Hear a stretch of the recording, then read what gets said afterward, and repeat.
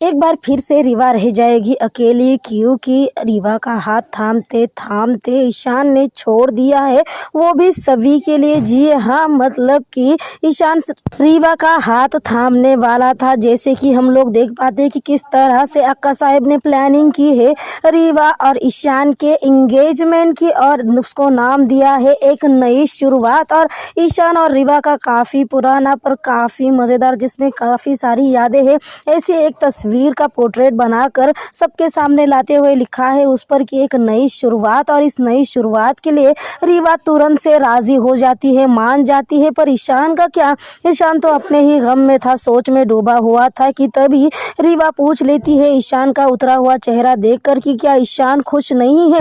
जिस पर ईशान बिना हिचकिचाते हुए अगले ही पल बोल देता है कि नहीं, वो खुश है और वो एक नई शुरुआत के लिए तैयार है, यानी वो रीवा से एंगेजमेंट करने के लिए तैयार है। फिर क्या था भाई, अक्का साहब तुरंत से ले आती है रिंग्स ईशान और रीवा के लिए, और रीवा बढ़ा लेती है ईशान की तरफ अपना हाथ ताकि ईशान उसे रिंग पहना दे। पर हो क्या जाता है, ईशान रीवा को रिंग पहनाने ही वाला होता है कि फिर से उसके सोच का चक्रव्यूह घूमने लगता है और रीवा के हाथ तक आई रिंग, मतलब ईशान रीवा को रिंग पहनाने ही वाला था। शायद आज ईशान और रीवा की एंगेजमेंट हो जाती, पर कहते हैं ना, जिसे भगवान ने जोड़ा होता है उसे तोड़ने की लाख कोशिश करने के बावजूद भी वो नहीं टूटता। और यही हो चुका है, यानी ईशान रीवा के हाथ में एंगेजमेंट रिंग पहनाने ही वाला होता है कि उसी दौरान बज जाता है फोन कॉल। जी हाँ, हॉस्पिटल से आ जाता है फोन कॉल, जिसके बजने की आवाज सुनते ही पहले ही अपने ख्यालों में खोए ईशान के हाथ से जो रिंग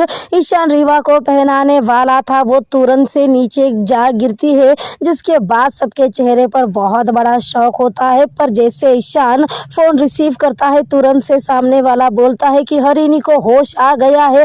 फिर क्या था, ईशान ना आव देखता है ना ताव देखता है, सीधा वहां से निकल जाता है, ना किसी को बताता है ना किससे बात करता है। और हर बार की तरह यही हो जाता है कि ईशान रीवा का हाथ थामते थामते उसे छोड़ जाता है, यानी एक बार फिर से ईशान ने रीवा को अकेला छोड़ दिया है। जबकि रीवा को पूरा यकीन था कि इस बार उसका हाथ नहीं छोड़ेगा ईशान, पर ईशान ने रीवा